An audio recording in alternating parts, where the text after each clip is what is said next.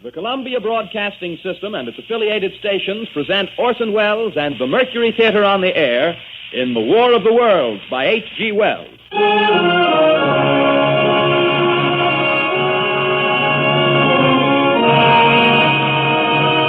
Now to the Meridian Room in the Hotel Park Plaza in downtown New York, where you will be entertained by the music of Raymond Raquello and his orchestra.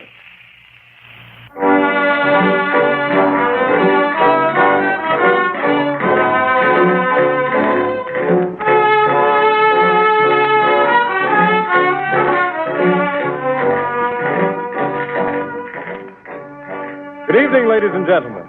From the Meridian Room in the Park Plaza Hotel in New York City, we bring you the music of Raymond Raquello and his orchestra.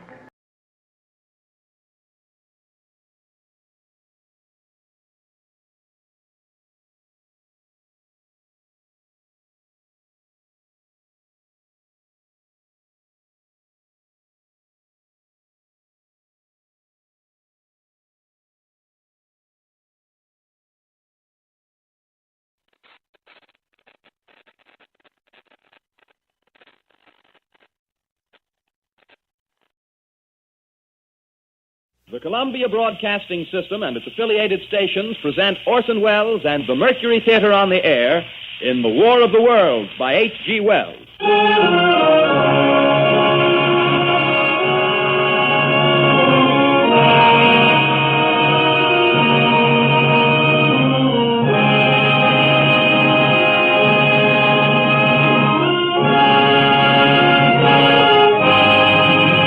Rather rapidly over the northeastern states, bringing a forecast of rain accompanied by winds of light gale force.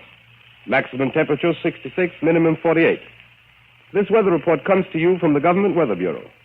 We take you now to the Meridian Room in the Hotel Park Plaza in downtown New York, where you will be entertained by the music of Raymond Raquello and his orchestra.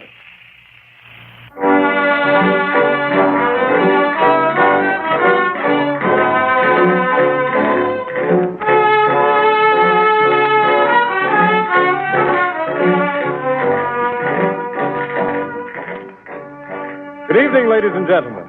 From the Meridian Room in the Park Plaza Hotel in New York City, we bring you the music of Raymond Raquello and his orchestra. With a touch of the Spanish, Raymond Raquello leads off with La Comparsita.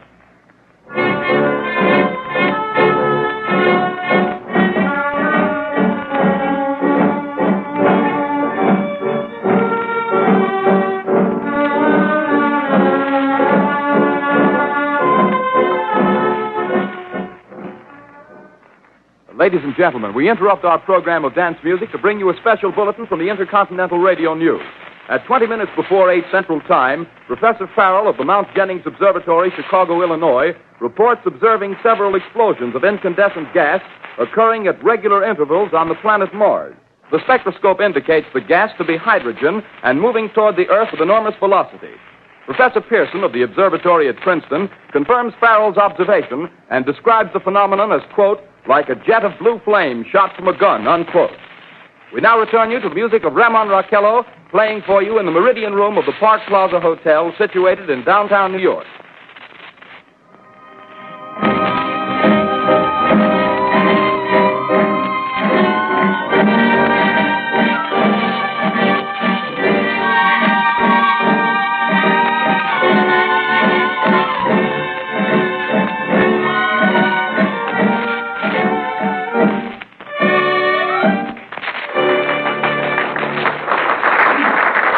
And now a tune that never loses favor, the ever-popular Stardust, Raymond Raquello and his orchestra.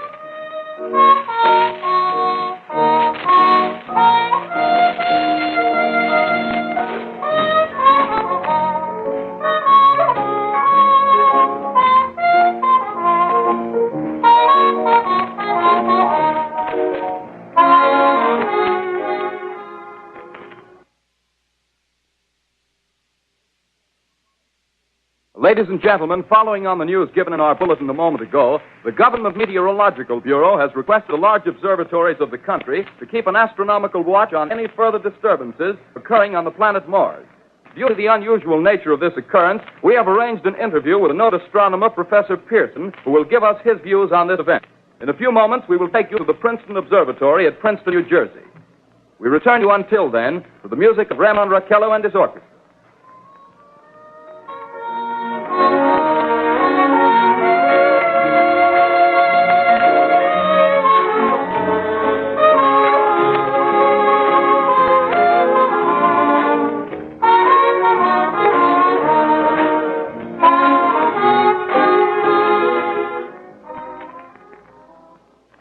ready now to take you to the Princeton Observatory at Princeton, where Carl Phillips, our commentator, will interview Professor Richard Pearson, famous astronomer.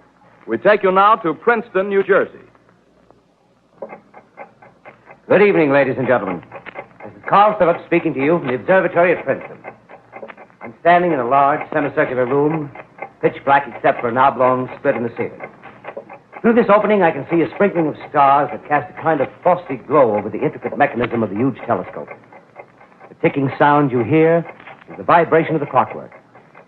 Professor Pearson stands directly above me on a small platform, peering through the giant lens. I'll ask you to be patient, ladies and gentlemen, during any delay that may arouse during our interview.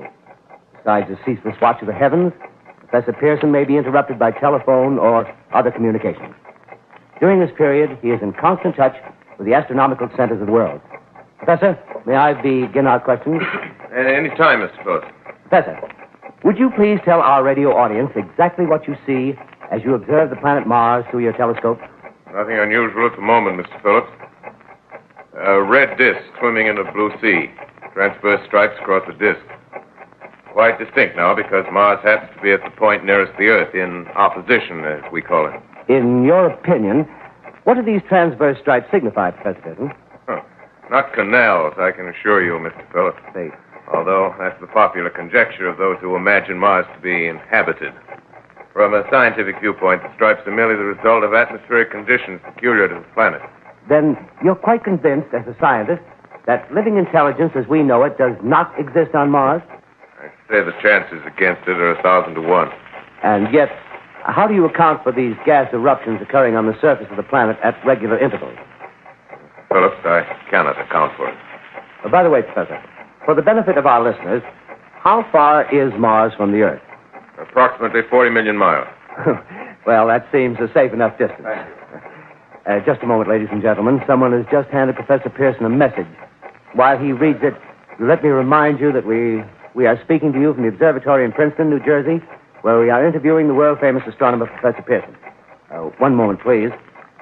Professor Pearson has passed me a message which he has just received. Professor, may I read the message to the listening audience? Certainly, Mr. Phillips. Ladies and gentlemen, I shall read you a wire addressed to Professor Pearson from Dr. Gray of the Natural History Museum, New York. Quote, 9:15 p.m. Eastern Standard Time. Seismograph registered shock of almost earthquake intensity occurring within a radius of 20 miles of Princeton. Please investigate. Signed, Lloyd Gray, Chief of Astronomical Division. Unquote. Professor Pearson, could this occurrence possibly have something to do with the disturbances observed on the planet Mars? Hardly, Mr. Phillips. This is probably a meteorite of unusual size, and its arrival at this particular time is merely a coincidence. However, we shall conduct a search as soon as daylight permits. Thank you, Professor. Ladies and gentlemen, for the past 10 minutes, we've been speaking to you from the observatory at Princeton, bringing you a special interview with Professor Pearson, noted astronomer. This is Carl Phillips speaking. We are returning you now to our New York studio.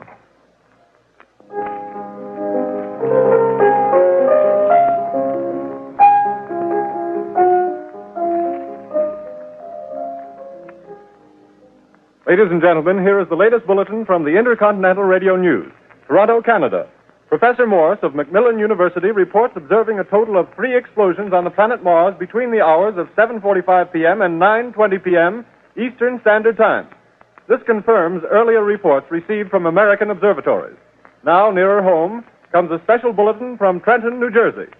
It is reported that at 8:50 p.m., a huge flaming object, believed to be a meteorite, fell on a farm in the neighborhood of Grover's Mill, New Jersey, 22 miles from Trenton. The flash in the sky was visible within a radius of several hundred miles, and the noise of the impact was heard as far north as Elizabeth. We have dispatched a special mobile unit to the scene, and we'll have our commentator, Carl Phillips, give you a word picture of the scene as soon as he can reach there from Princeton. In the meantime, we take you to the Hotel Martinet in Brooklyn, where Bobby Millett and his orchestra are offering a program of dance music.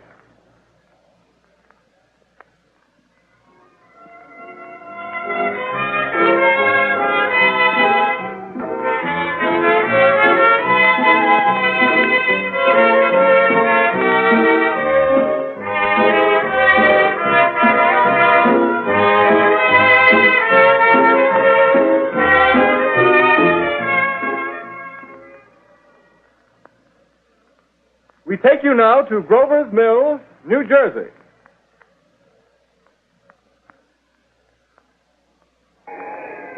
Ladies and gentlemen, this is Carl Phillips again, out at the Wilmot Farm, Grover's Mill, New Jersey.